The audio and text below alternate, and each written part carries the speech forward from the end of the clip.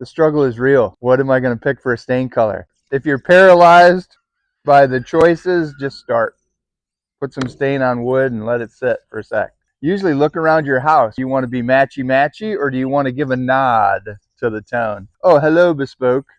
The easiest thing for me to do is to take some of the actual wood that you're using for the project and make a few stain samples. You want to use the exact wood you're using on the project, because if you don't, wood stains differently. I'll treat the wood just like I'm treating it in the project. I'll sand it to 220. I'll fill nail holes.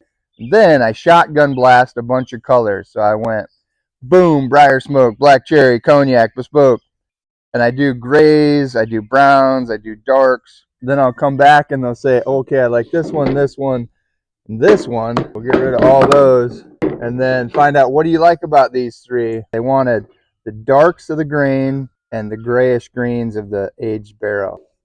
Custom color, don't be afraid of it. What we did, we took 2/3 of the aged barrel and 1/3 of the briar smoke. We got this beautiful custom stain. We got these dark marks and we got this gray green that we really wanted. Boom, beautiful. So I've got these stainless steel measuring spoons I use. If you have at least a 2-gauge earring, it just fit right through your ear. Anytime I want to mix some stain, look at that.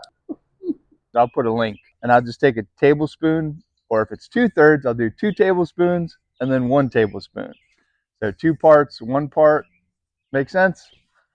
Early math. Why stainless steel spoon? It's because I want the stain to wipe off easily, so the spoon becomes stainless.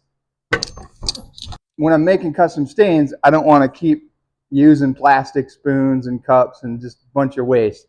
I like these because I can mix and use it. If you just start with tablespoons to get your mix right, and they make fancy buckets that have ounces on them, so it's real easy. All kinds of line markers. So if you're doing 2-to-1, do 2 parts and then pour in your 1 part. And I did it right in this bucket, and here it is. Actually, then you just put the lid on, it's ready to go, nice and sealed.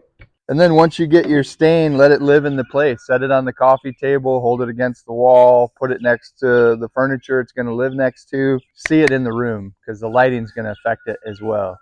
Bright sunlight, shadow, it's going to look different. Different light bulbs in the house.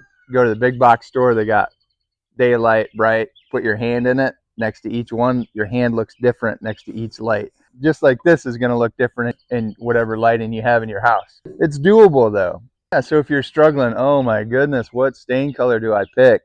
Start. Just put some stain down on a sample piece. You're like, but I don't have a sample piece. We'll do the back of the piece. I'm working on a bench right now. I'm totally sanding it bare, but I don't have any of the material to show stain samples, so I'm going to use the bottom of the bench. I'll do a couple swatches and then sand it right off. And have fun, play around.